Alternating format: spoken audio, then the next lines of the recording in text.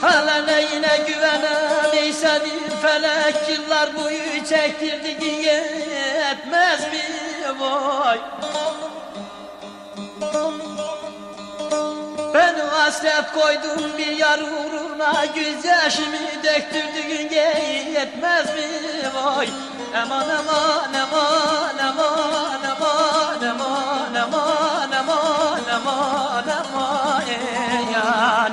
Aman aman aman aman aman yan. Yandım aman.